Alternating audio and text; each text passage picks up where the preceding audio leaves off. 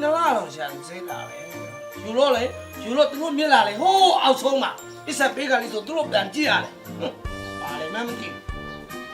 ကြည့်မသိဘူးဆက်ဆက်ဆိုအော်လာလေဟာ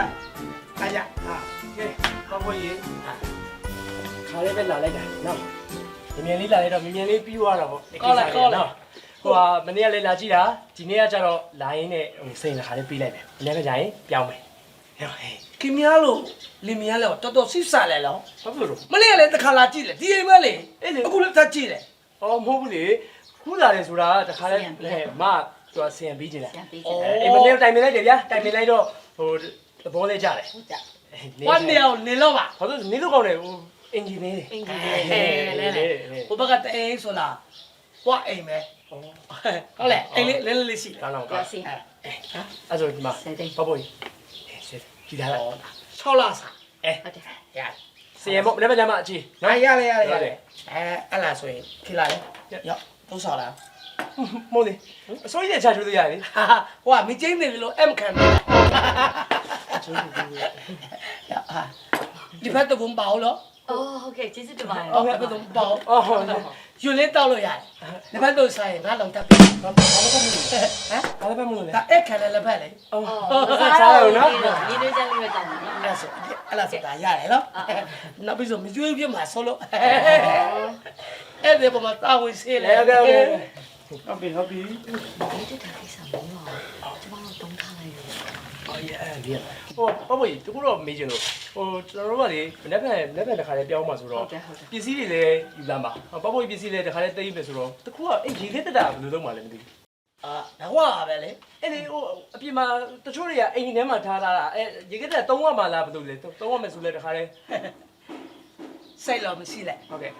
တောလို့မရအောင်လက်တောလို့မရအောင်တောလို့မရဘူးဆိုလို့ရှိရင်ဘာလို့ရှိထားတာလဲဖော်ရှိုးလေဖော်ရှိုးအိမ်ဟိုအဲ့လိုဖော်ရှိုးနဲ့အဲ့ဒါစင်လာလားခင်များလို့အိမ်လာလဲပြည့်ပြည့်စုံစုံရှိတယ်လို့လားအဲ့ဒါလည်းတောမလားဖော်ရှိုးရရင်တုံးမယ်လေတောလို့ရတောင်းမကြလေတောင်းမကြတယ်ပေးရမှာလားဟုတ်တယ်လေကဲမရဲမောင်ပေးလိုက်မယ်တောင်းတော့တန်ပါတယ်ဟိုက gas တွေပါတယ်အကုန်လုံးစိတ်ကက်တွေပါတယ်ကောင်းဆုံးတောလို့မရတောလို့မရမရှိဘဲနဲ့တောင်းဘာလို့မှတ်တာလဲပေါ်ရှိုးတောင်းမှလည်းမယူတော့ယူတော့ယူ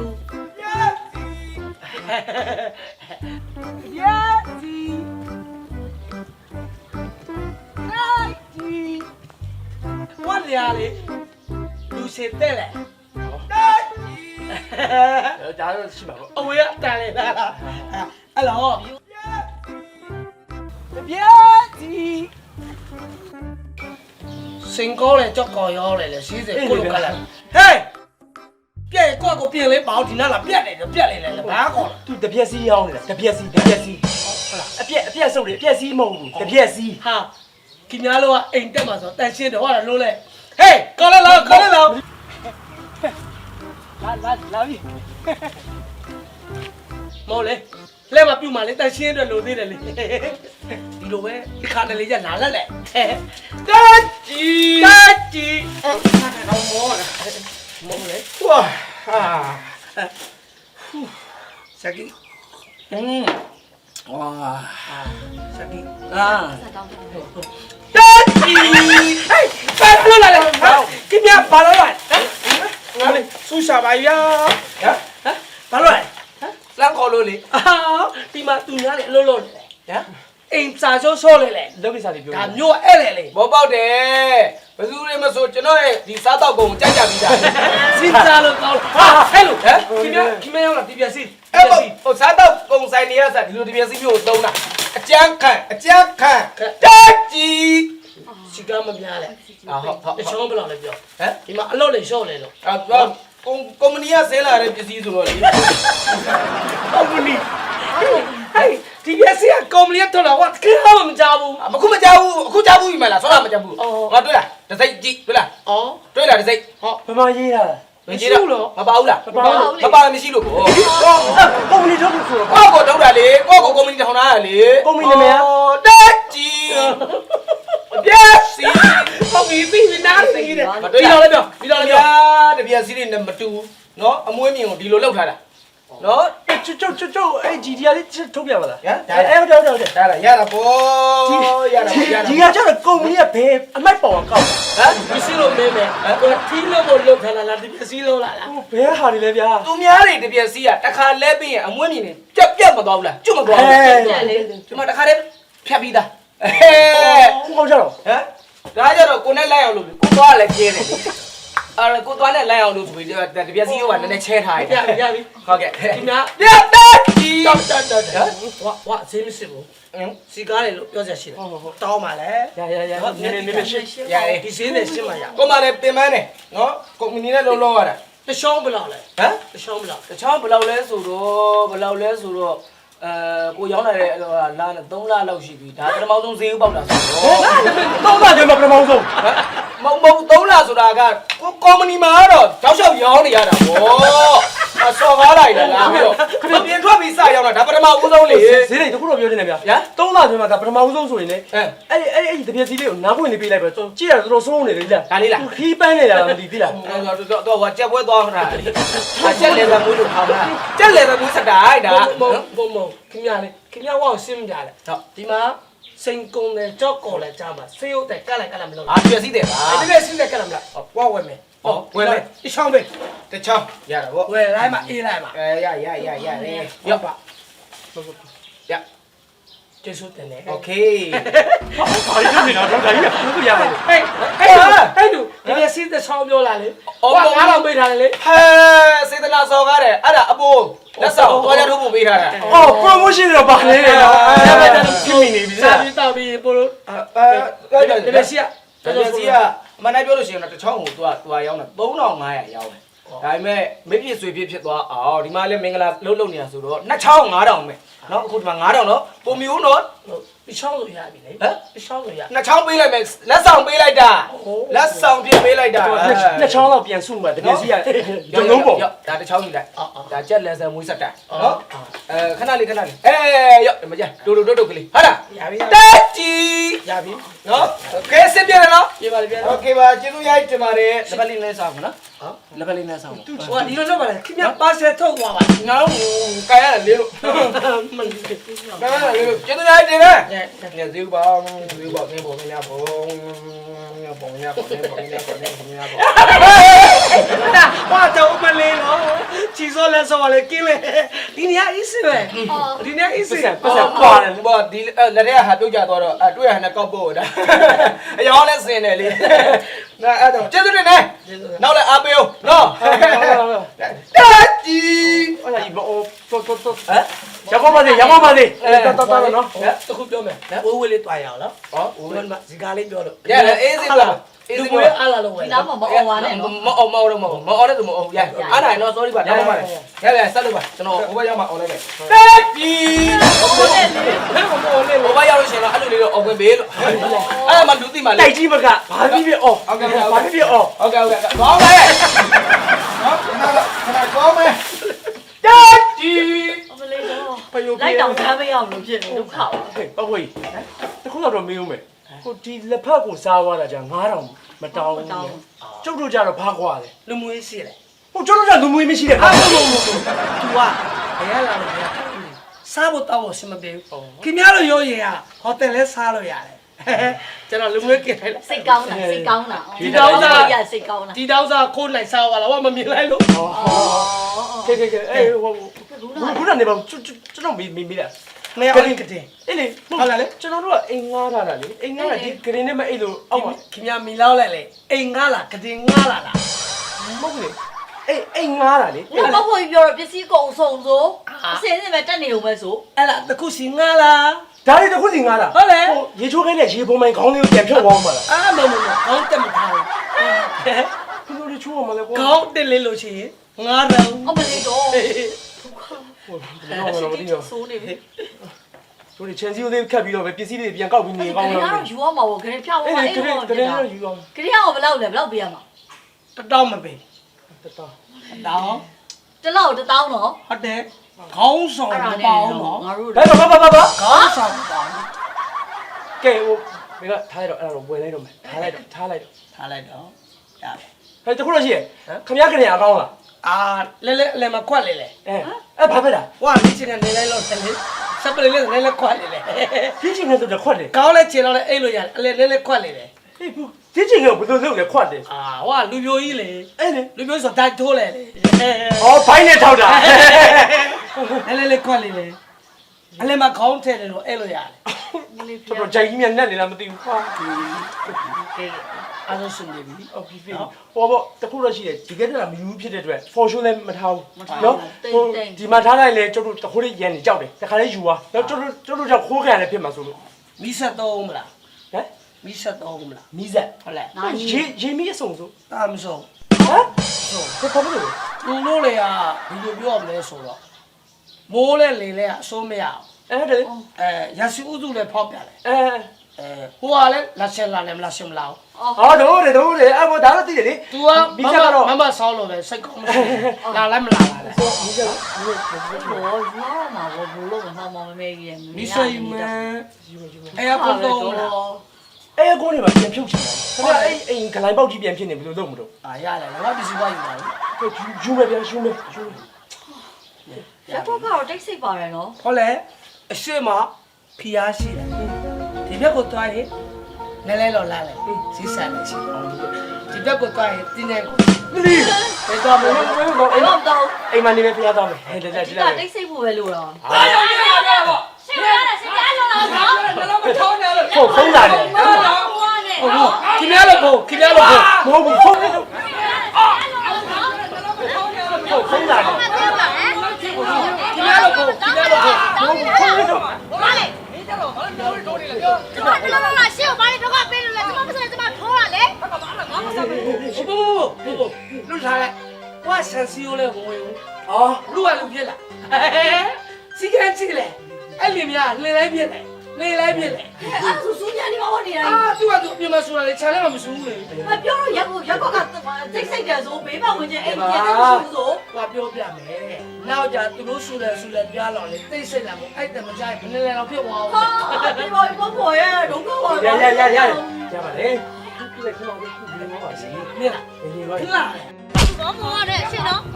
ရှင်လူသားပဲရှင်လူလာတယ်နော်ရှင်လူသားမောတယ်နော် ပြောနေတယ်ထောင်းတယ်နော် ရှင်တော်များနေပြီနော်ရှင်တော်မယ်နော်တို့ရှင်ကြည့်ပြီးတော့ဒါရှင်လက်ပါသွားမယ် ရပ်ပါနေပြေးလိုက်မယ်နော် ထိုးပြေလား အလုံးမပတ်ပါနဲ့ကြားတယ် အနော်ကြီးပြတော့မယ်အနည်း ဘာလဲလဲ ငါပြောမယ်ဒီတော့ပြေတော့နေပေါက်နေပြော ဟုတ်တယ်လေအရင်ဘက်ကပေါက်လို့ရှင်ကျမရအောင်ချီးသွားမှာမဟုတ်ဘူးလားပြော ပြောငါနေငါပြောနေငါတအားမောနေငါပိုင်လက်ဆိုင်ဟာနောက်ပြပနေငါထပ်ပြမယ် ကျမလည်းမောနေလို့နော် မောနေလို့မောခါလာငါပိုင်လက်ဆိုင်နော်တယောက်ကခါလာလေးတက်တယ်တယောက်ကတိုက်ကွာလို့တက်လို့လေးကျင်လေလား အောင်နေကအပြိုင် ရံပြတက်လို့မခေါ် ခဏသူတို့ရှိတယ်သူတို့ပြောပြီးပြပြညီဟောတာ ဟိုပေါဝင်ကျင်ကြည့်ပြီးပြက် အော် လူမွေးစီလေအကြောင်းမလို့နားတယ် မ ပြေး လေး တာ ကျေးဇူးတော်တင်အောင်လို့ဖြစ် စစ်ချိုးရှင်းကြည့်ပြနော်မလို့ ဒီဆိုနေကြည့်ပြမှာ ရှင်းပြပါ ဒီပြတော့အပိုင်မှာဆို ရှင်လူကောင်းမောတယ်နော် ပိုင်မှာဒီကောင်းနေတယ် ရှင်လူကောင်းမောတယ်နော် ဒီမှာလာပါပြီလားမ ရှင်ကကြည့်ရတာနော်ရှင်ချိုးရှင်းပြပါပြောလား အမလေးတော့ပြီးတက်ကို အပိုင်မှာဆို ရှင်ကျွန်တော်ရှင် ဟဲ့ ကျွန် ဒီ တော် မှာငယ်နဲ့အားပြလားဒီလူ ဒီဘက်ကိုရောက်လာပြီနော်ဟေးဟေး ဒီမှာမပြေဘူးတိလားဝါရှိလေတိလား ဝါရှိတယ်ဆိုဘာလို့ဒီဘက်ကလာလဲလို့ ဒီလိုတော့ဝါကိုဟဲ့မ ရှင်ကမောတယ်နော် အမကျလာကြည့် ရှင်မမေလားရှင်မမေလားရှင်မမေလားရှင်လာပြီလားရှင်စားနိုင်ရဲ့ပေါ့ရှင်စားနိုင်ရဲ့ပေါ့လား ပြောနေကမှာခဏလေးခဏလေး တိလားလေဘယ်လိုလဲရဖြစ်ဒီစားတော့ကိုလာလာပြီးပြည့်လေ ဟေးဟေးဒီမှာနေရနေဟိုပြတယ်ဟိုဘက်မှာကျဲဟိုသွားဟိုဘက်မှာပြတယ် ရှင်လာလေရှင်လူကောရှင်တိုင်းကနေအမထိုင်ရှင်ပြနော်ရှင်အထွန်းလာရှင်တော့များတယ်နော် ခက်ငါပြောနှလုံးမတိုးနဲ့မတိုးခရလေထုံးစံတိုင်းဖြစ်မှာမလားထုံးစံတိုင်းဖြစ်မှာဟုတ်တယ်လေမိမပြောလဲဟောအလို့ရတယ်လေနင်ကဆောင်းမမရှိဘူးဟမ်နင်လုံးမထိုးလဲဆိုရင်ထိုးလဲအခုနင်မွေးကလေးမထပ်ဘူးဟုတ်လေလား你要点标呗，你买油啥都啥，咱们不用了，那么别了，那么别了，二十里要了，咱们别了，买油，不要，我这边拿里了，这边拿里人俺来吧，来来，什么啥来嘞？来来。ဒီမှာဆင်းမလားရက်ွက်ရုံးမှာဆင်းမလား မကျွန်တော် ရှင်နော်မအဲ့ဒါလေးရှိတော့အားနာပါတယ် အားနာတယ်အဲ့ရှော့ အော်နှစ်တော့ပြန်အားနာသေးတယ် အားနာတယ်ဒီကမပြည့်ပါဘူး ရှင်နော်အဲ့ဒါလေးရှိတယ်လို့ ဒီမှာဟုတ်တယ် သူတို့လက်ခါတလေပဲဖြစ်လာ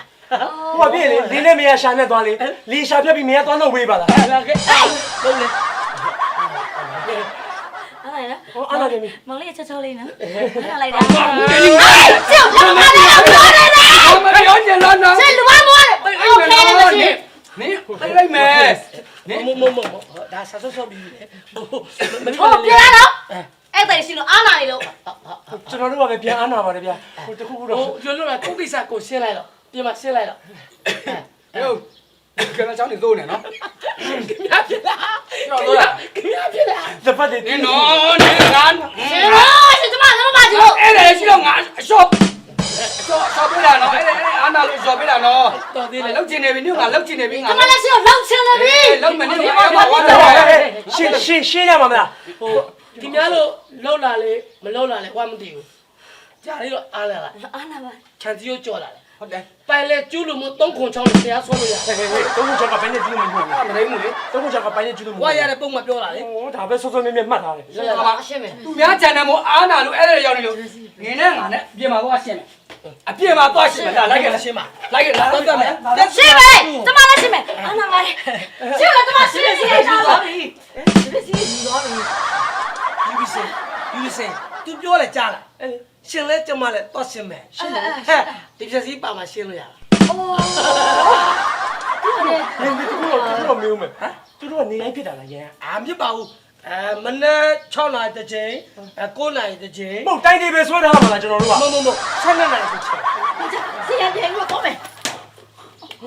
ဘလို့မရဘူးလေ မဟုတ်တခုတော့ ဒုက္ခပါပဲ တိတ်တိတ်ချာချာပြောပြတိတ်စိတ်ငြိမ်သက်တယ်ဆိုတော့ကျွန်တော်တို့ကဒီနေရာရွေးရတယ် အေးလေအေးလေ တိုက်ဆိုင်လာဒီနေ့တစ်နေ့ပဲဖြစ်လာလောင်းလိုက်ကြအေးစီပဲ ဒီကနေ့လာတော့ဖြစ်တယ် အဲ့ဒါဆိုရင်ဟို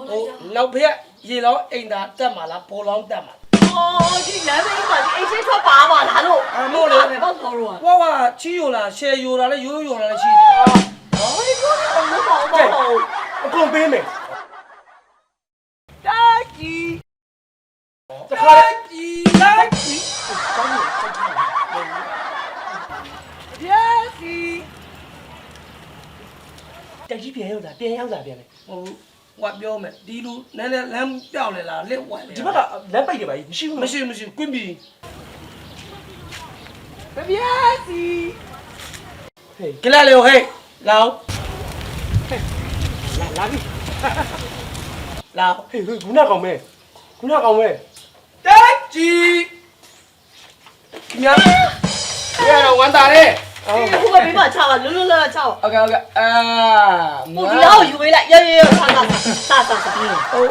ဝန်တာလေအပေးတယ်လားစားလို့တော့ကောင်းနေတော့ ဟုတ်လေခင်ဗျာခုနလေဒီကိုရောက်ဖို့လေဘာဝမ်းတာလေလားလေ ဟာမဟုတ်ဘူးပြန်ကနေမို့လို့တိုင်းသာပဲကျွန်တော်လည်းကြည့်ကြ တဲ့စားဟာ နော်လေကိုကြောင့်စေကောတိန်စားလေ ။ဒါတိုင်းသာပဲကျန်တော့တယ်။နော်ရောင်းမကောင်းလို့မဟုတ်ဘူး။ဟဲ့မှာလက်ထက်ကပတ်စံရေးကြည့်လိုက်9000ရှိတယ် အဲ့ဒါဝဝလာလေ ။ဟုတ် ဝဝလာလေ ။သူရလား ဟုတ်တယ်လေ ။အော်သူရတယ်ဆိုပြီးကြည့်နေတာ ဟလာလာအယာ ။အဲ့တော့ဒီနေ့လည်းမြင်မှုတယ်ဆိုပြီးကြည့်နေတာ ခဏထိုင်တာဟိုဘက်နဲ့ဒီဘက်ပဲကွာတယ်ဒီလား ။အဲ့လိုပဲ စ ကွာ ကားပြောလေခင်ဗျာပြောလေမနှောက်ရှက်လေလို့ ။နောက်ချက်ဘူး။နောက်ချက် နှောက်ရှက်ရင်ပန်းလေကျွလို့မ3ခု6လေတရားဆွဲပြ တော့ကိုချက်မဟုတ် ဟိုလည်းဒါပဲရတာတော့ ။ဟိုကလေမဟုတ်ဘူးမြစ်တာလက်ဆောင်ပြန်ကန်ပြီးပြန်တော့မှာ။အဲ့ကြောင့်မလို့လေဆွမ်းနာဟိုနှစ်ချောင်းကိုဘယ်လောက်နဲ့ချောင်းလဲ ဘာမှ9000နဲ့လာမနေပေးလိုက်တည်းလေ ၄ချောင်း9000နဲ့ပေးလိုက် ဟာတန်ရဲလာလားဝါဒီနားလေးမှာရလို့2ချောင်း5လောက်ဟိုမှာ4ချောင်း5လောက်ဆိုတော့ ။မတူဘူးလေမြစ်တာချင်းမတူဘူးလေ။ပြန်ကန်ပြီးမလို့ပေးလိုက်တာလိုချင်လို့မရဘူး။ဒါကုမ္ပဏီကလာတဲ့ပစ္စည်း နိုင်နီလို့ပါရှင်အမထားခဲ့တော့ရော့5000 ဟုတ် လေး စောလိုက်ပါတော့ ၄ချောင်းပေးလိုက် ပါတော့ လေးချောင်း9000 ဝေးချင်းကြော့တော့လို့ နော် နော် ဒီမှာနေလို့ဖြစ်ပါမလား ဟာဒီနေ့ကျလေစုံကြသွားလား ပတ်စံ ဆမရလေဝတ်ပြောင်းလဲလေအေးစနေတရားတော်ထိုင်လို့ရတယ်တရားတော်ထိုင်လို့ရတယ် ရောင်းနေတာမဟုတ်ဘူး လူလို့မလဲကြည့်တာကျဲလည်းမတူးလေ ဟုတ်တယ်ဟုတ်တယ်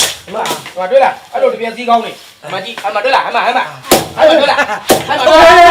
ချောင်းချောင်းပါပြီချောင်းချောင်းပါပြီ ထွက်သွားလား ချောင်းချောင်းပါပြီ ထွက်သွားမကောင်းလို့လို့ကနော် ဟုတ်ကဲ့မကောင်းလို့လို့မတွေ့လားရှင်းလားဟမ်မအဲ့လိုပြည့်စည်မြက်တာနဲ့ပေးတာ၄ချောင်း၅တောင် ရပြီသွားတော့ စေတနာနဲ့ပေးတာပြန်ကန်ကြီးမို့လို့ပြန်တော့မှမို့လို့နော် ဘယ်ပြန် ကြလေးတောက်သွားပါဦး ဟုတ်ကဲ့ဟုတ်ကဲ့ ဘယ်ဟိုရှက်ကီဘယ်ပြန်မှာ ဟိုမလေးကုမ္ပဏီကိုပြန်မယ်လေ ကုမ္ပဏီဗမာတော့ဟမ် ကုမ္ပဏီပြန်မယ်ဖြားပုံ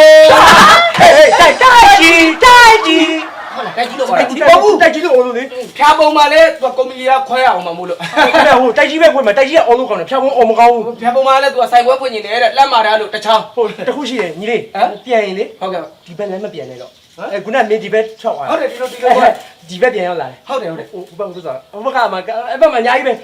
အော်ဟိုဘက်မှာအိမ်လေး ရှင်းတယ် ဟုတ်တယ်အဲ့ဝယ်သွားတော့ ကျွန်တော်တော့မရောက်တော့ဘူးရတယ်ကျွန်တော်ဟိုလေဒီကကိုဟိုဟာကုမ္ပဏီကထွက်တဲ့တပြက်စီကိုမြစ်တာစီတန်တိုင်းလိုက်ပြီးတော့ရောင်းတာအခုတော့မှ၄ချောင်းကို9တောင်နဲ့ပေးတာမရောက်တော့ပြန်တော့မှာ ကျေးဇူးတင်ပါတယ်တော့ ပြန် တော့ တော့မှာတော့မယ်နော် ဟုတ်ကဲ့ โอเคပါတောကြီး ခုနပြဖို့ ရှင်းပြန်လဲလာဒီတစ်ပြက်စီးနဲ့ရှုပ်ပြန်ရိုက်မယ်သွားလိုက်တော့ ငါပဲဘယ်တော့မှမလာဘူးဒါစေတနာနဲ့မြစ်တာနဲ့လာတာနော်ဟုတ်တယ်နော်ပေါ့ပေါ့ပါတယ်နော်ဟုတ်တယ်နော်ပြန်ဟေး ဝိတ်ပြီးလို့တော့ တောကြီးဘောပါတယ်နော် ဟုတ်တယ် ဟိုဟာဆောရပတ်ဆက်လို့မရောက်ပါ ဒီမှာရှက်ကီ လဲမ ရပြီဆက် လက်ကားစားလား ဘယ်နေလားမသိ ဟုတ် ဘူး ကဲ့ ဟုတ်ကဲ့ တောကြီး ရှင်းလိုက်တာဟဲ့ဘူးတွေနဲ့တွေ့နေရ ဟိုစီလို့မင်းမယ်စီးတယ်လဲမှာအဲ့လိုဓမြစိတ်ရှိတဲ့ကောင်လေးရှိလား အဲ့ဒါကျုပ်တို့မေးရမှာဟုတ်လားဟောခင်ဗျားပြောတော့ဟိုတိတ်ဆိတ်ငြိမ်သက်တယ်ဆိုအဲ့ဒါကိုသူကလည်းသဘောကျတာ ဒီလိုရှိလဲ တီဒီအိမ် မနေ့ကလာရှိလာကရရစာဒီနေ့ကပြတ်သားနေအဲ့ရဘာတလုံးလဲ နောက်နေ့ပြဿနာနေကြလို့ရှိရင်အိမ်နဲ့အိမ်ပြင်မထွက်ဘူး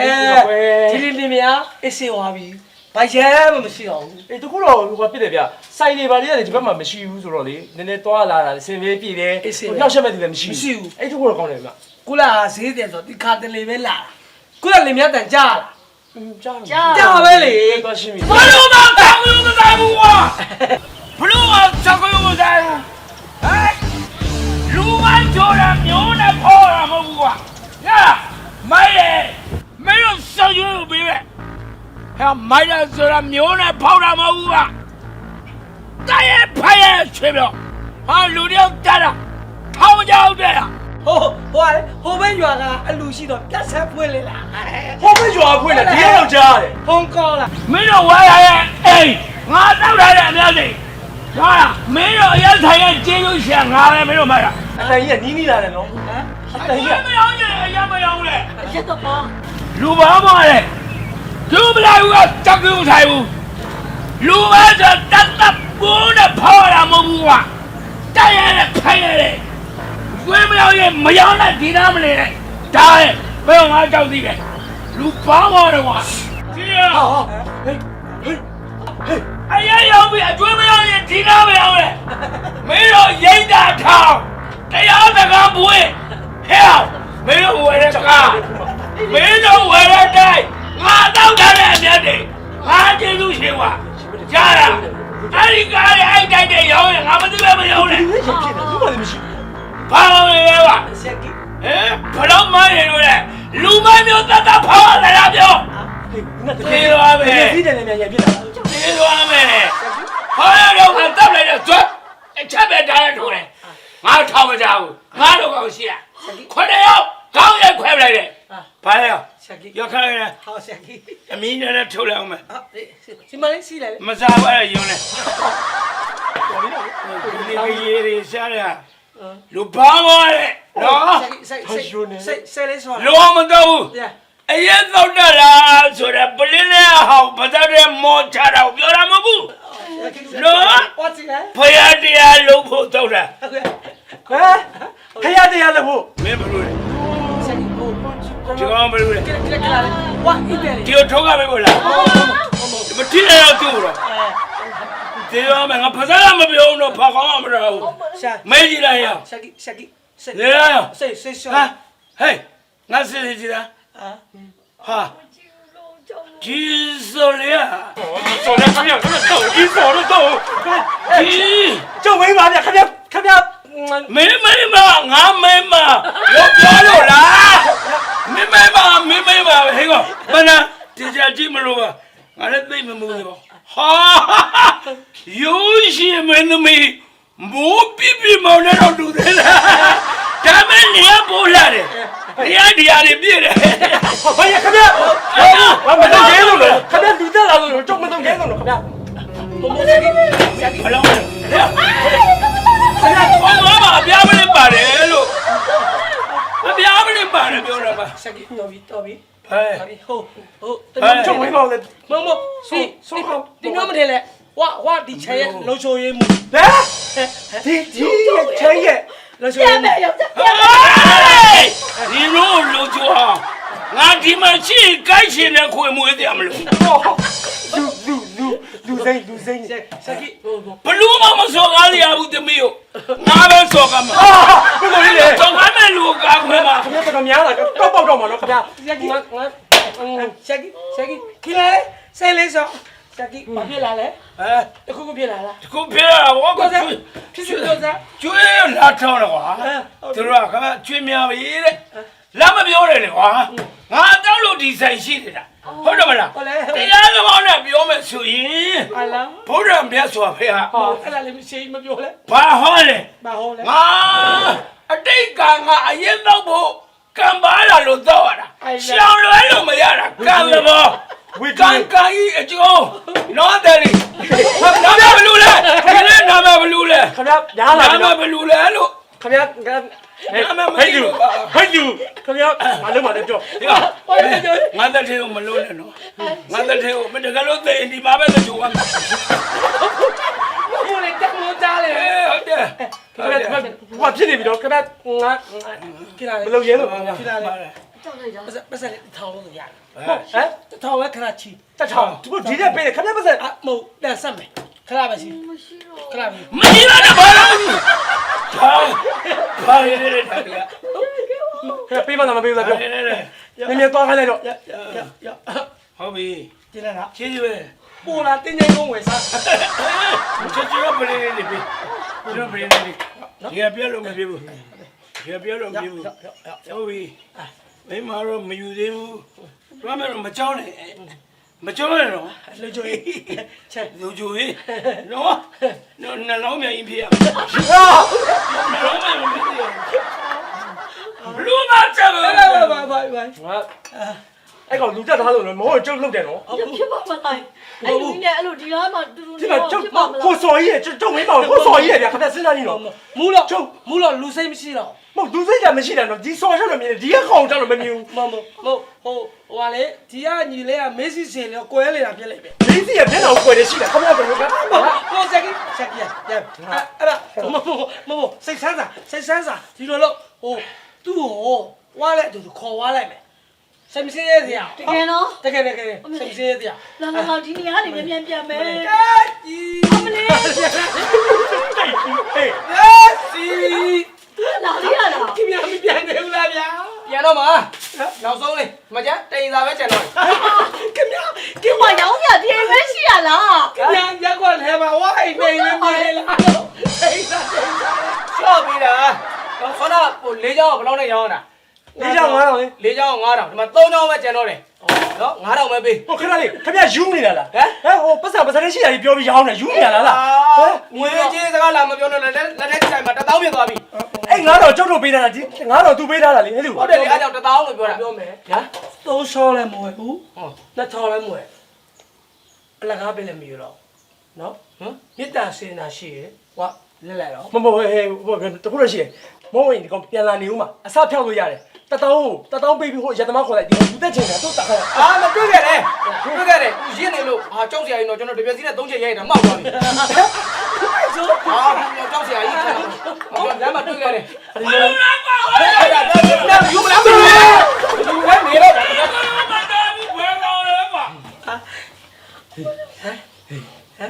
ခင်ဗျာသူလုံချုံကြီး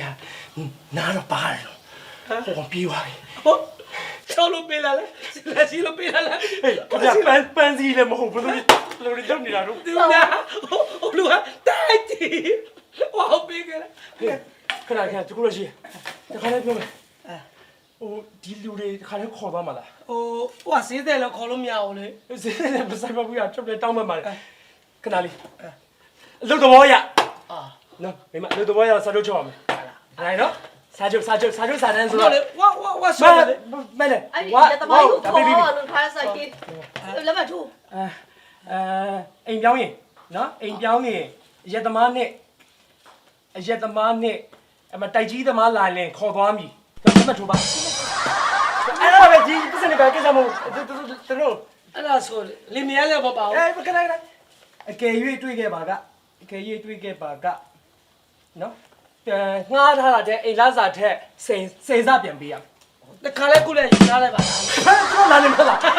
လာနေမလား ဟာလည်းသူ့လို့မလဲဘူးလေ ခဏလို့လက်မထိုးစေစား ဆယ်စားလင်မယားတော့လည်းမဆိုင်ဘူးတော့ လင်းထားကျွန်တော်နားလေးပေးတယ်ကဲအဲ့တော့မိုးတာ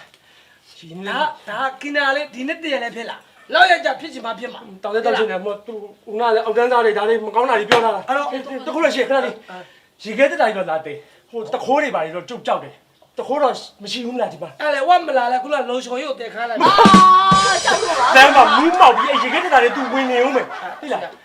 တခိုးတွေပါတော့မရှိပါဘူးနော် ဒီစူးမှမရှိဘူး ပြီးတော့ စိတ်ဆန်းသာ အဲ့ဒါတော့ယုံတယ်ဘာဖြစ်လို့ဆိုတော့ခင်ဗျဒီအပြေမှာဓာကြီးထုတ်တာတော့တော်တော်ကြာပြီ စိတ်ဆန်းသာလို့လေ တည်တယ် โอเค ကဲအဲ့ဆိုမနေ့ကကြာမှမနေ့ပိုင်းလာခဲ့မယ်ခါတဲ့ပစ္စည်းတွေလာရွှေ့မယ် ပြန်လဲစားလဲဒါလေးရောက်ခဲ့ပါလား တိုင်းချီအားခဏလို့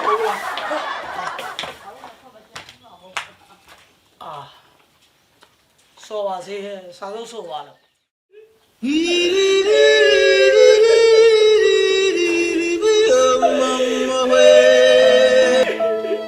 ကဲဘာလို့တောင်းပြကျုပ်တို့အော်ဘာလို့ဝန်တာကျဖြစ်မလားဒီငိုနေတာဟိုဒီမှာ ဘိုးမမသိရီမမသိ အေးလေဖရားလေ ဘာလို့မျိုးငိုလဲတီရောပဲကြီးလဲတီရောပဲ အပရိပတ်ကြီးလိုဖြစ်နေလို့ဟိုဝန်းနေမနေနဲ့ဟိုအိမ်လိုလဲဘယ်လိုပြောရမလဲဘာမှမပြည့်စည်သေးရအောင်နော်ခဏဘာဖြစ်လို့လို့အိမ်ငါအဲ့လိုထိခွဲခွာတာလည်းမဟုတ်ဘာမှဖြစ်နေတာလဲ ဟိုဖောက်သွားလို့ ဘယ်ညကောပါ နောက်ကဖောက်လာလေ အော်တရုတ်ကြီးချုံနေတော့ကြည့် နောက်ကကောက်ပေါ့သွားလို့ကိုလေလား ဟမ်ပနေနောက်ကခံဆိုတာ နောက်ဝဲအေးကိနာလို့လည်းပဲပေါ့သွားလေ ဟုတ်တော့ အေးဟိုဖောက်သွားတယ်ဟိုခမရပြောတော့ဒီမှာတခိုးတွေပဲမရှိဘူးဆို ဒီကိုလာမရှိလားပေါက်တင်းဝိစားလေးရှိတယ် ဖေဟာ နားတဲ့ခိုးတာလည်းမတူဘူးပေါ့ မတူဘူးလေ ဟာ အေး ဟိုဘာပြည့်စည်မှလည်းမရှိရဘူး ဘာမှမရှိတော့ဝါပစ္စည်းလည်းမရှိတော့ ဖောက်ထွင်းဝိစာအင်ကြီးမှာတည်သွားတယ် ဟိုပြောတယ်မတိတော့အကောယူသွားလား ဟိုနေအောင်ဘာလုပ်နေအချင်းကြတော့ ဟိုတရားမဲ့ပဲအဲ့ပြောလေ ဟိုအိမ်ဝင်မြချောင်းသွားတာမသိဘူးကွာဟိုဘာပြောသူပြောမှတော့မသိတော့အစင်ပြပါတယ်ဗျာပြည့်လေဟိုပစ္စည်းတွေဘာမှမရှိတော့ဘူးဆိုတော့တခါလေးပြောတာ ရပေးတာမလို့တော့ဂရင်မိုးတွေလည်းမပေးဘူးတော့ရေစက်မိုးတွေလည်းမပေးတော့ အိ ဘူး စာ မ တွေ ပေးဘူးတော့ ပြန်ပြီးတော့ဟိုချော့လိုက်အောင်နော် ဘာမှမရှိတော့ဘာလို့ရှိမှာ အဆောက်ပါပါသွားတာ ဟိုကျမတို့စီယံပေးထားတာနော် အဲ့လိုရှိတော့ ဆယ်လည်းမရှိတော့ဘူး ကိလာလေဟိုပြောခဲ့သူကကိညာလောဒီလေအေးရှိပြီဆို ဟု တော့ တ်တယ်လေ ဟိုတင်ပါတလားပြတနေ့ပြအလကနေကိုပြပါ ဘာ တလားပြည့်တနေ့ပြည့် ဟုတ်လား အလကား